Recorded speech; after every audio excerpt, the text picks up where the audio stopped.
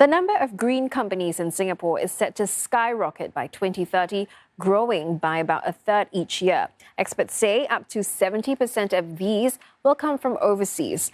And key to getting more come up with viable environmental and clean energy solutions is access to technology like big data and AI. MPs have called for firms to do more as part of an upcoming 2030 Singapore Green Plan to fight climate change even more.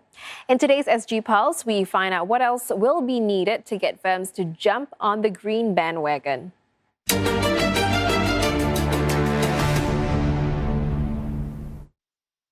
This plant stores water which is sent to air conditioning units in the entire district. It's a much greener cooling system that's in demand in many cities. It's an extremely efficient way to cool a city or a part of a city and can easily derive 20 to 30% reduction in terms of energy footprint and in CO2 emission to achieve the cooling of a dense urban area. Renewable energy firm ENGIE is one of many firms coming to Singapore to test green solutions in an urban environment. With the country looking at using other forms of clean energy, the firm is also testing out a hydrogen-based energy storage system that produces much less carbon emissions. One expert says that the number of green companies is set to grow at 20% yearly. Since many will want to bring their ideas to the market quickly, he says Singapore should double down on developing technologies like AI and big data. For instance, companies can experiment with green solutions in digital worlds to see if they work and explore even more possibilities. How can we have built a self-sustaining habitat?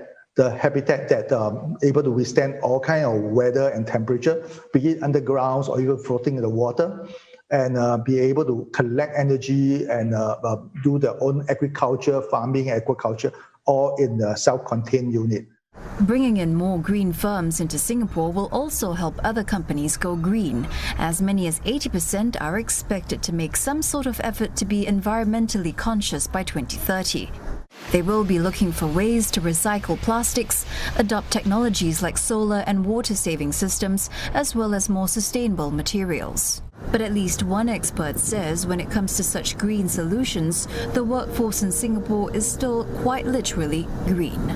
We have to not just make sure that our own people are upskilled sufficiently to be relevant, but it also means that we are able to attract the best talents around the world, and where the world is already opening up green markets because big countries are embarking on green plans or decarbonization and carbon neutral roadmaps.